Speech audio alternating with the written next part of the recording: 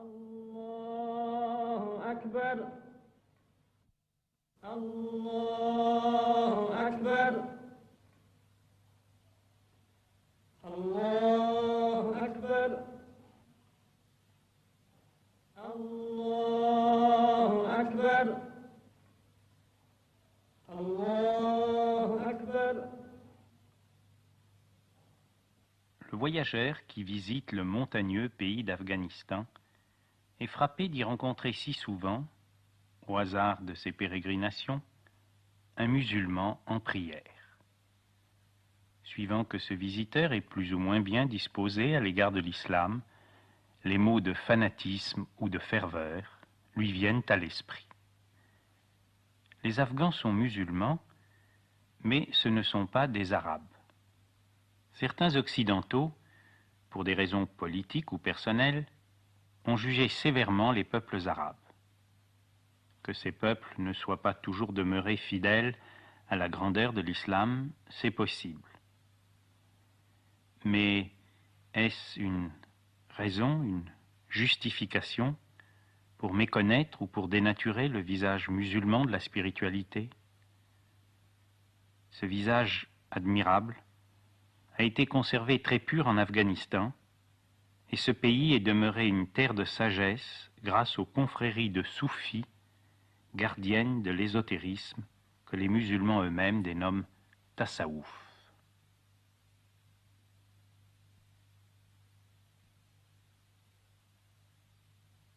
Mais si la foi musulmane se manifeste partout par les 5 prières quotidiennes, ou namaz, le cœur même de l'islam et surtout le soufisme apparaissent comme secrets, inaccessibles, inapprochables. Pour l'étranger résidant en Afghanistan autant que pour le touriste, cette contrée, comme tous les pays musulmans d'ailleurs, est hérissée de murailles aux portes closes, derrière lesquelles chacun peut imaginer l'Orient de ses rêves, celui des poètes, celui des harems, celui des mystiques. Bien des étrangers ont vécu pendant des années en Afghanistan, bien peu ont su que certains de ces hauts murs cachaient une vie spirituelle enracinée dans la tradition islamique, mais atteignant les cimes universelles de la métaphysique et de la connaissance de soi.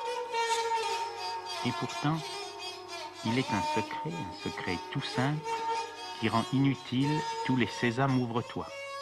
Les ranakas, c'est-à-dire les demeures où se réunissent les soufis et où réside leur maître, gardent leurs portes toujours ouvertes. Mystiques de l'islam, les pires ne sont pas des abbés de monastère, mais des hommes mariés. Les disciples soufis ne sont pas des moines, mais des commerçants, des artisans, des agriculteurs, des professeurs. Et dans les jardins ombragés, chers au cœur de tous les musulmans, au pied des arbres centenaires, de génération en génération depuis le prophète Mohammed et le calife Ali, se sont transmises et se transmettent les doctrines ésotériques de l'islam et les techniques d'ascèse qui permettent d'en accomplir la réalisation personnelle. La loi commune à tous les musulmans est dénommée Shariat. La voie intérieure s'appelle Tariqat. Ce mot tariqat s'emploie aussi pour désigner les différentes confréries ou ordres religieux. Nous sommes ici auprès du cheikh Samaruddin de la confrérie des Naqshbandis, mais sont aussi représentés en Afghanistan les Qadérias, les Chishtias et les Sohrawardias. Des tariqats soufis, il en existe dans tous les pays musulmans, arabes ou non arabes. Les ranakas, mot persan désignant la maison où se réunissent les soufis, sont toujours construites selon l'architecture traditionnelle. Il ne faut pas les confondre avec les madrasas, c'est-à-dire les universités coraniques où sont formés les théologiens et docteurs de la loi, les mullahs. À travers l'histoire de l'islam, la loi et l'ésotérisme, la lettre et l'esprit, les mullahs et les soufis ont parfois été en conflit. Il ne faut pas en exagérer l'importance. Ce moullah, qui prononce son serment dans une mosquée de Kandahar, est également le chef d'une tariqat Qaderia, donc un maître soufi. Dans l'auditoire qu'il écoute prêcher sur l'exotérisme de l'islam, se trouvent quelques hommes dont l'exigence spirituelle est plus intense que celle des autres et qui ont reçu leur initiation de soufi. Et la porte de la Hanaka s'ouvre dans un des murs de la mosquée, indiquant à tous que le chemin de l'ésotérisme passe d'abord par une forme religieuse traditionnelle. Les soufis, je l'ai dit, ne sont pas des moines. En un sens, c'est l'islam entier qui est un immense monastère avec ses 5 prières par jour.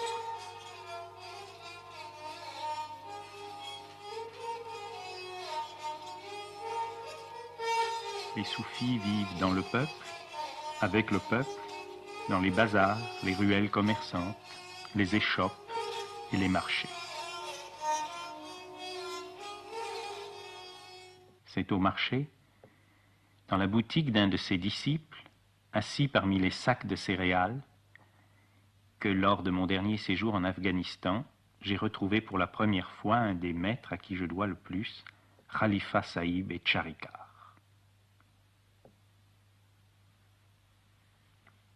Khalifa Sahib est un vivant témoignage de connaissance, de joie et d'amour.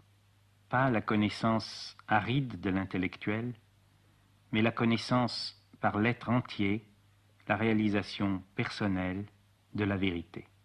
Pas la joie éphémère, dépendante des conditions, des circonstances, et qui fait place si facilement à la souffrance, mais la joie qui demeure, expression de la plénitude. Pas l'amour possessif, jaloux, égoïste, mais l'amour sans limite, infini, universel.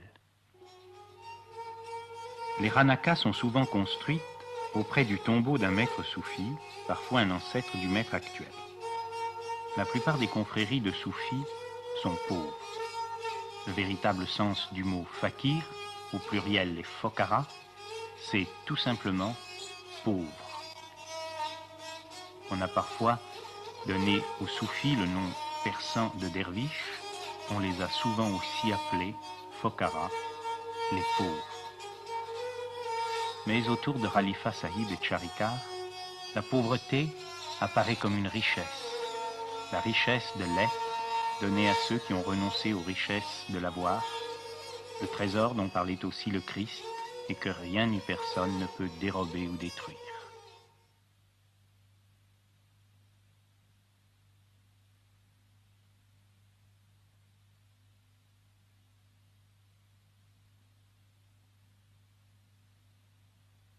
Tous les maîtres soufis que j'ai connus en Afghanistan laissaient venir à eux les petits-enfants.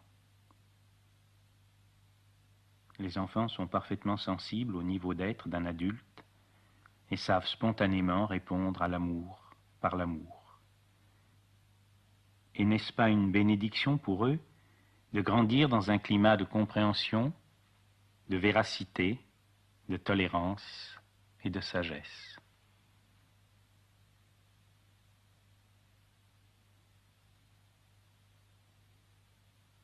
Quant aux adultes, ils s'appellent entre eux des frères.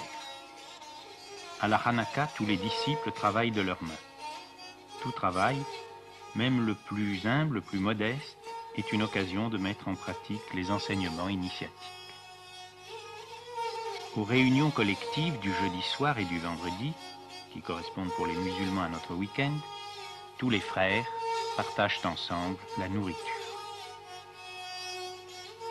Ces repas sont pauvres, bien sûr, mais les Afghans savent remarquablement préparer le riz, base de leur alimentation, avec les galettes de blé.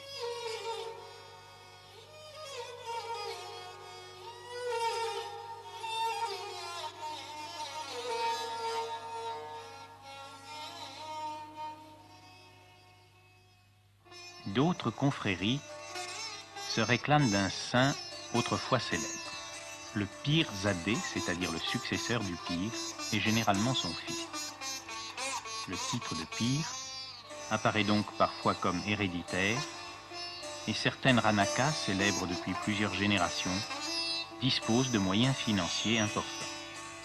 Des intérêts politiques ont même essayé de faire pression sur elle, créant ainsi des malentendus dans l'opinion publique, notamment la jeunesse universitaire progressiste. En vérité, un maître digne de ce nom est libre, totalement libre, en face de la richesse et de la célébrité, comme dans la pauvreté et l'abandon. Il est là pour tous, la Hanaka aux portes toujours ouvertes, et la maison de tous. Le tombeau du premier pire est un lieu de prière et de recueillement où les mourides, c'est-à-dire les fidèles de cette lignée particulière, s'efforcent intérieurement d'atteindre au degré spirituel ou au niveau d'être du sage défunt. Le vendredi, après la grande prière de midi, c'est la communauté entière qui se réunit dans la salle du mausolée, mais à toute heure du jour, toute la semaine, des disciples viennent ici pratiquer leurs exercices d'ascèse ou wazifa.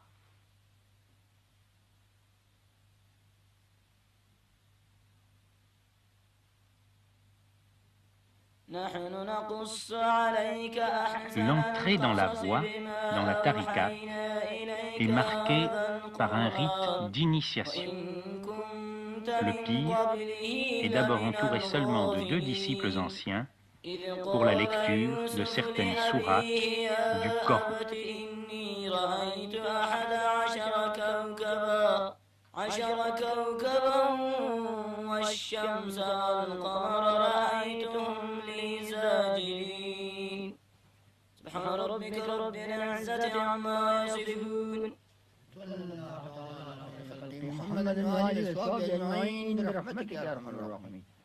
Puis le groupe des disciples déjà insérés dans la chaîne initiatique, ce qu'on appelle en arabe silsila, écoute le maître lui-même lire, cette fois non plus en arabe, mais en persan.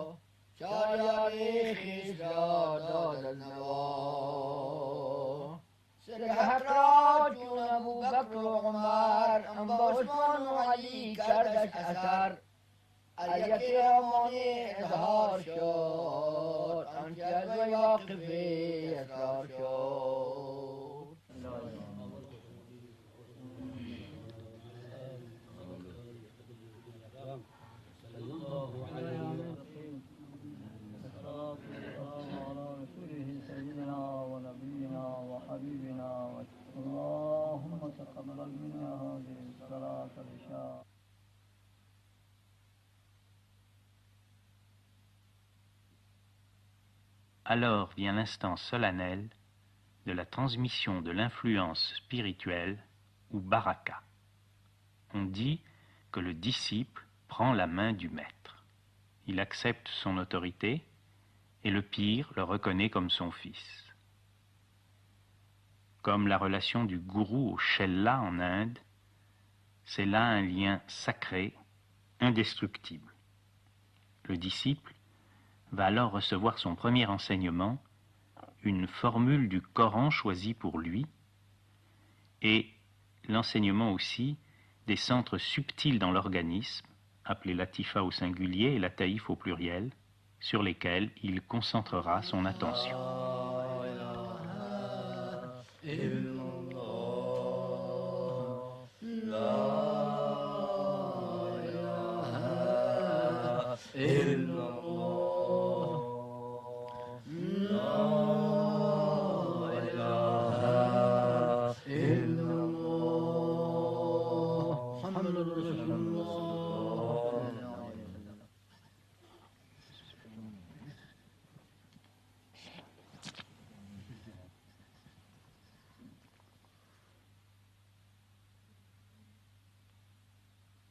D'autres transmissions auront lieu au fur et à mesure de la progression du disciple. L'ésotérisme de l'islam, le tasawwuf, constitue une démarche rigoureusement, je dirais même scientifiquement, organisée. Quelle science? La science de l'être. Comme le célèbre yoga hindou, le tasawwuf est fondé sur des certitudes en matière de psychosomatique, des certitudes précises et bien prouvées, et sur la connaissance des plans subtils de la manifestation universelle et de leur correspondance dans le microcosme humain.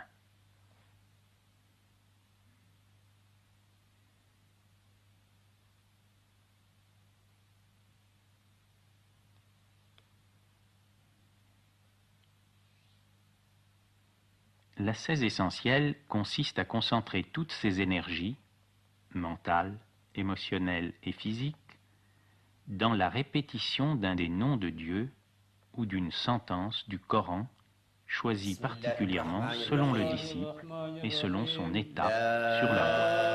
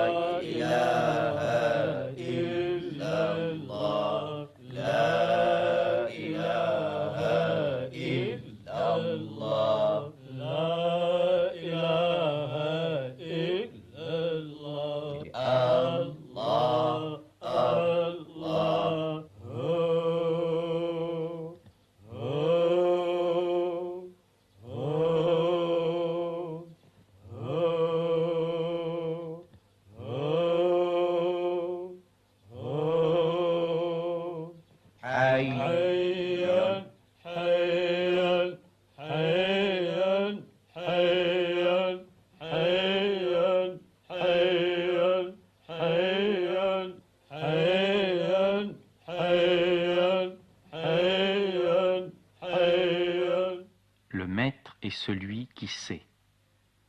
Il lit à cœur ouvert les besoins propres de chaque disciple. Une part de l'ascèse soufie et collective, ce sont les cercles de dhikr ou zikr, où les frères répètent en chœur les noms sacrés. Mais cette évocation en groupe est préparée dans l'intimité.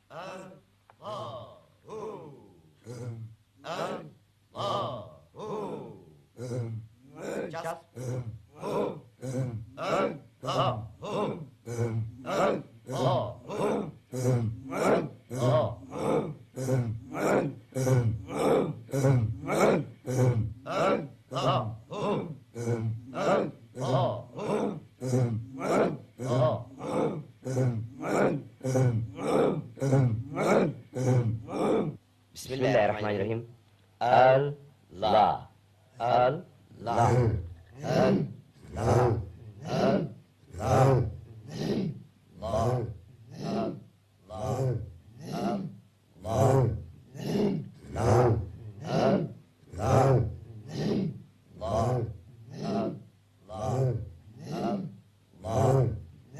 Ces techniques engagent l'être entier du soufi.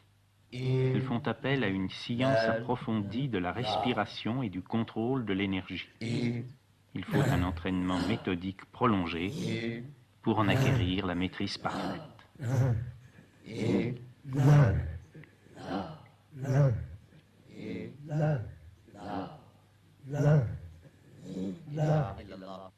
Les techniques de répétition ou mention varient suivant les voies ou tariqats.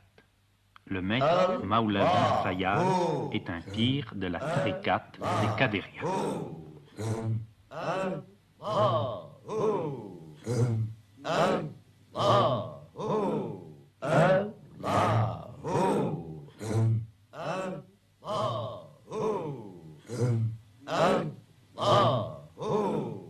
Comme toutes les disciplines spirituelles, la répétition d'un des noms de Dieu ou d'une affirmation de la foi demande une extrême vigilance. L'attention se porte successivement sur les différents centres subtils, latifa, et cette attention soutenue est garante de la maîtrise que le disciple conserve et doit toujours conserver sur lui-même.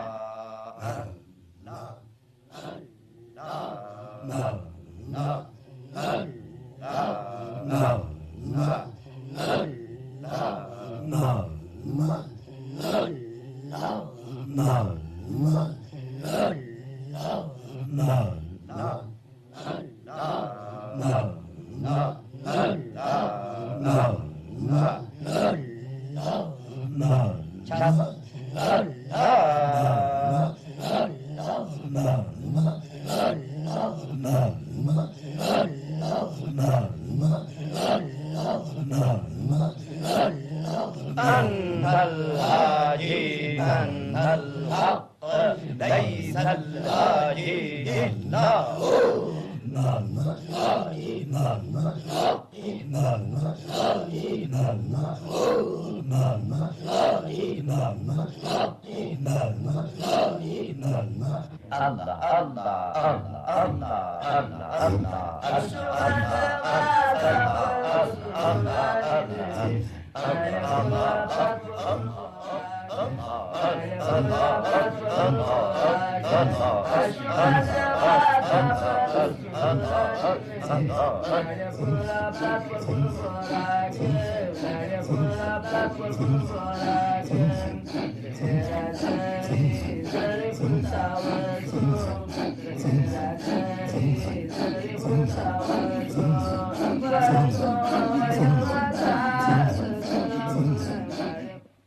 Dans la tariqat des Naqshbandis, le zikr est au contraire immobile et silencieux, purement intérieur.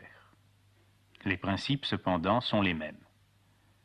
S'arrachant à la distraction et à l'éparpillement dans lesquels se gaspille tant d'existence, le disciple rentre en lui-même, se recueille, s'unifie. Cessant de vivre à la surface de lui-même et à la surface des événements, il s'engage sur le chemin de la profondeur, le chemin du silence de la pensée, du silence des émotions, du silence du corps. Alors, quand toute affirmation ou prétention égoïste s'est tue, se vérifie la parole chère aux soufis. J'ai cherché le bien-aimé partout à travers le monde, et il m'attendait dans ma propre maison.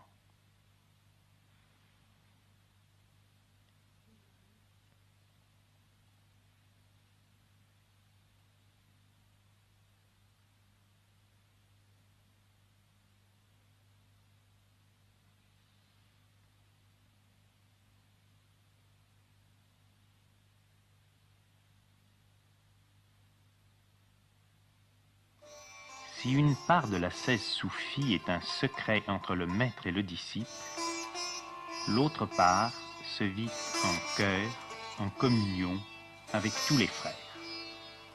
Le soufisme est une voie d'amour, non seulement amour de Dieu, mais amour des autres hommes, de tous les autres hommes, même les non-musulmans. Que de fois depuis des années, j'ai partagé avec ceux qui me considéraient comme un frère, ceux que je considérais comme des frères, le tchaï et sable, le thé vert, le thé brûlant qui désaltère mieux que toutes les boissons glacées. Nous sommes vendredi, le jour de repos des musulmans. La communauté réunie accomplit la deuxième des 5 prières quotidiennes, ou namaz.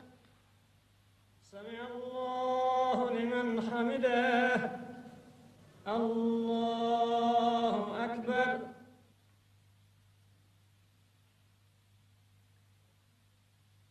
Allahu Akbar. Allahu Akbar.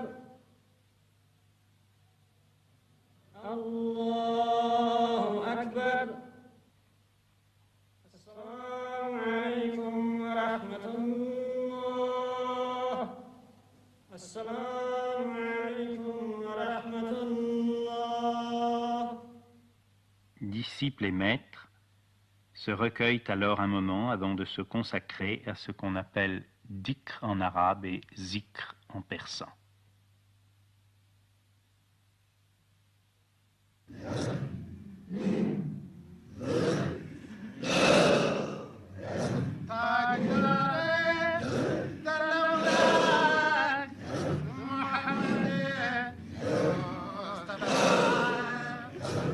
Les frères sont groupés en un cercle, à l'extérieur duquel se tient le maître de la confrérie.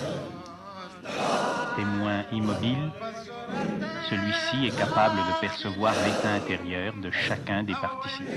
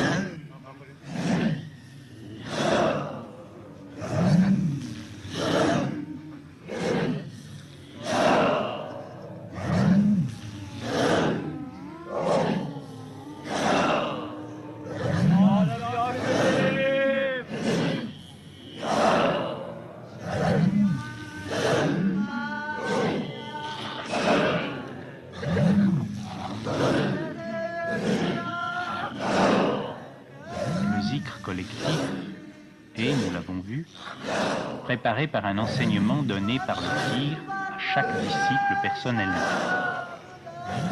Dans le cercle de zikr, comme dans le cœur des moines, les individualités séparées s'effacent. La revendication égoïste fait place au sentiment d'être animé par une énergie supra-individuelle.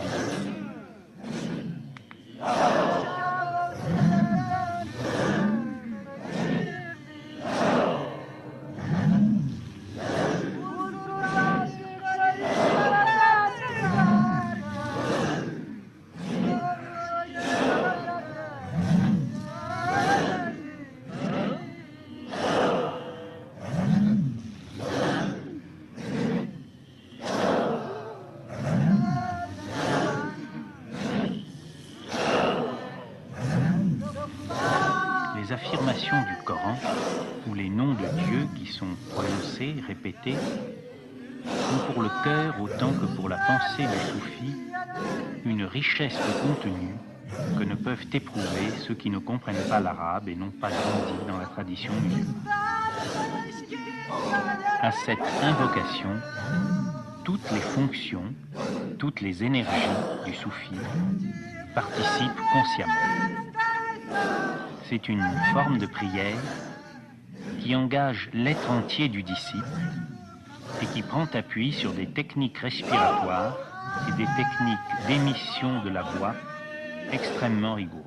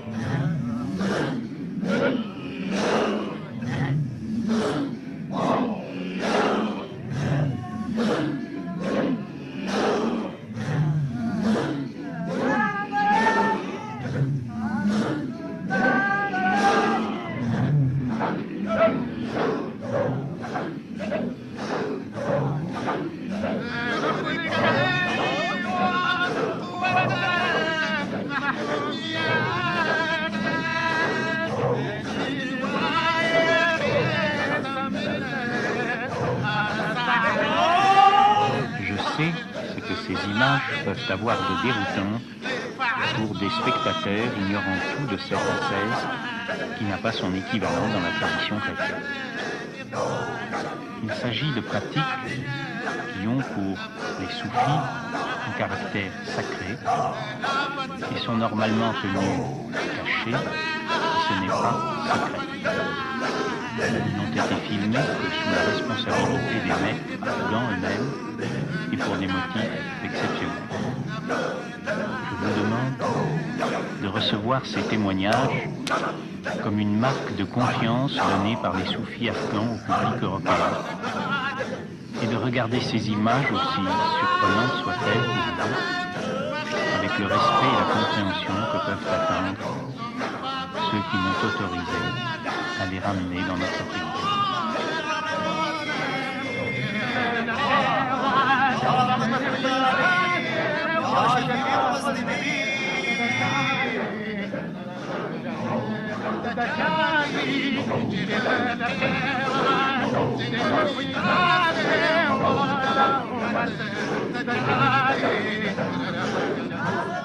Le rythme s'accélérant, la présence et la vigilance utile sont encore plus actives afin de contrôler que chaque participant, même parmi les plus novices, conserve la parfaite maîtrise de lui-même.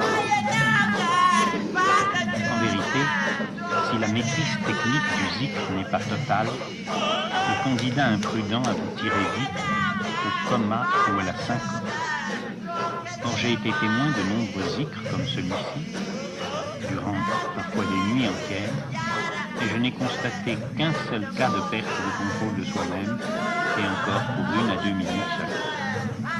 Au moment où un observateur non averti pourrait se tromper et croire que les derviches sont emportés par des énergies déchaînées, il suffit d'une ou deux paroles prononcées tranquillement par le maître pour que le rythme rapide s'arrête en quelques secondes et que les disciples reprennent calmement une autre invocation sur un rythme lent et mesuré. Celui qui participe au zikr de façon juste est situé à un plan de conscience qu'un spectateur non engagé ne peut même pas soupçonner. Au cœur du mouvement effréné, il fait l'expérience de l'immobilité, il est l'immobilité. Au cœur du vacarme, il fait l'expérience du silence, il est le silence.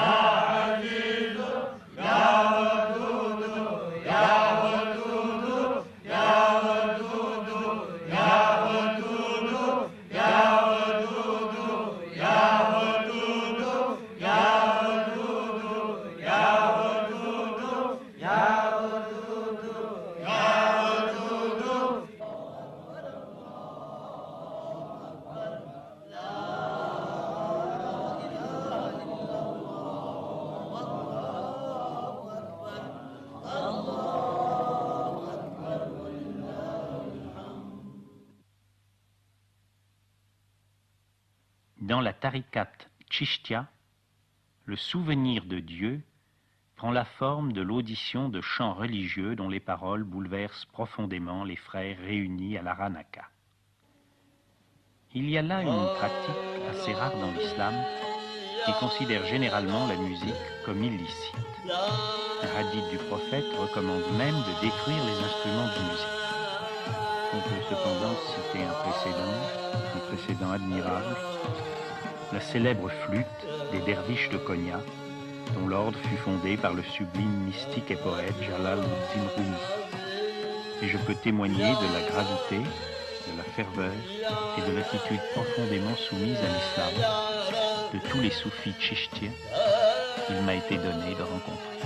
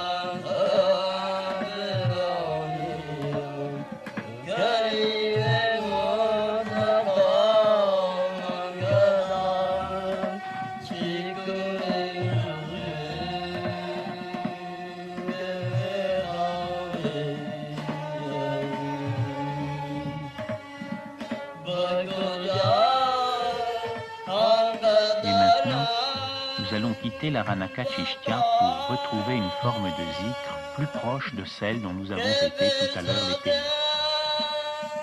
Ce premier zikr avait été filmé à Kandahar, au sud de l'Afghanistan. Nous allons maintenant nous rendre au nord, près de Mazar-e-Sharif.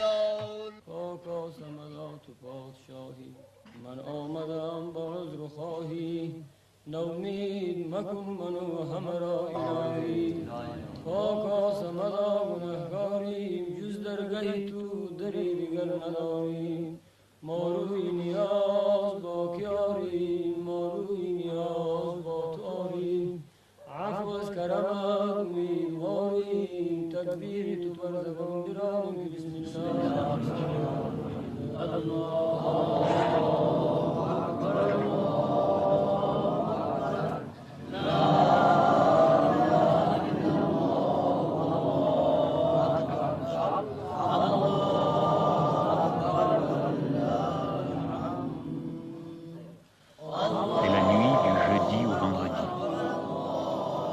Le jardin de la Ranaka du cheikh Samaruddin n'est pas éclairé. Dans la pénombre d'une nuit d'Orient, quelques musulmans, appelés-les fakirs, derviches, soufis, fidèles à 14 siècles d'islam, accomplissent le grand mystère,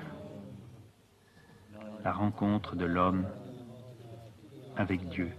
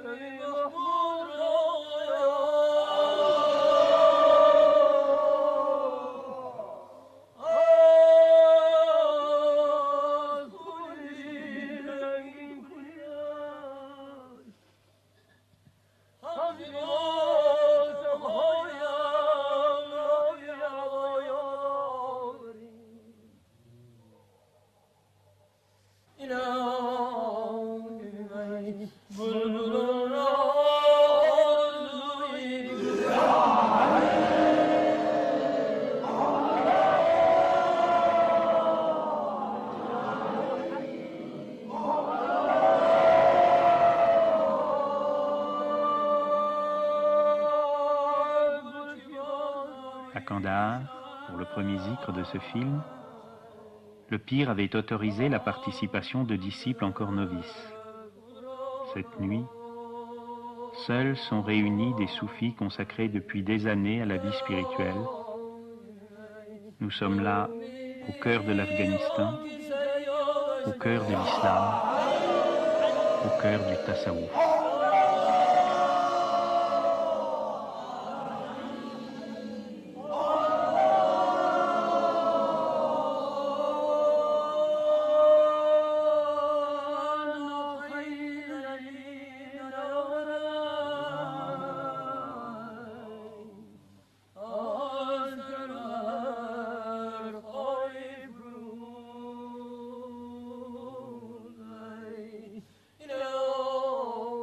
Je regarde ces images en même temps que vous. Vues de France, elles ne sont plus qu'un document, comme on dit, projeté sur un écran, un document curieux sur des coutumes périmées et qui n'ont vraiment rien à voir avec ce qui nous paraît important dans le monde moderne. Est-ce que ces hommes sont fous, perdus dans leurs rêves, inconscients, et cela dure depuis des siècles immuablement.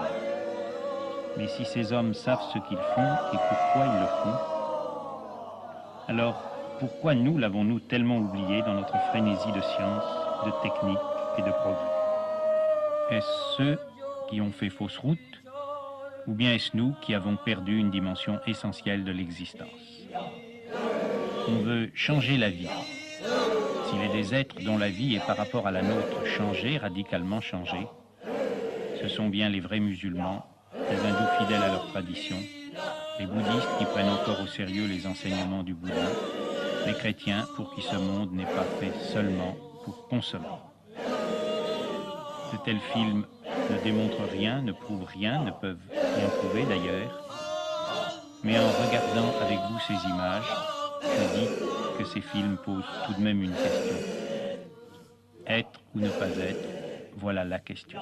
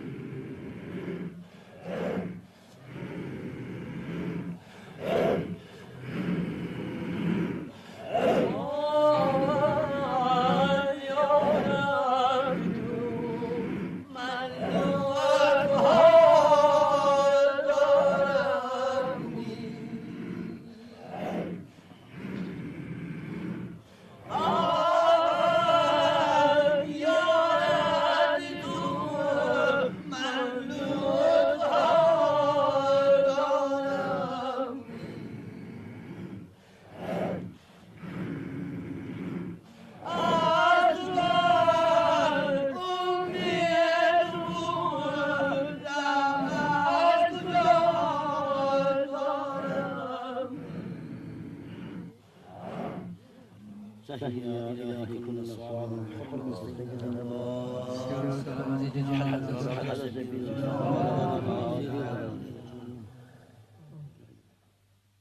Dans la tariqat Naqshbandi, le zikr est accompli silencieusement. Après la prière à la mosquée, les mourides, c'est-à-dire les disciples, se réunissent autour de leur pir dans une salle spécialement consacrée, où ils peuvent d'ailleurs se rendre individuellement à n'importe quelle heure du jour pour la rentrée en soi-même, le recueillement et la prière. Recueillement que certains Naqshbandis facilitent en se recouvrant entièrement avec la grande pièce d'étoffe qu'ils portent sur leurs épaules.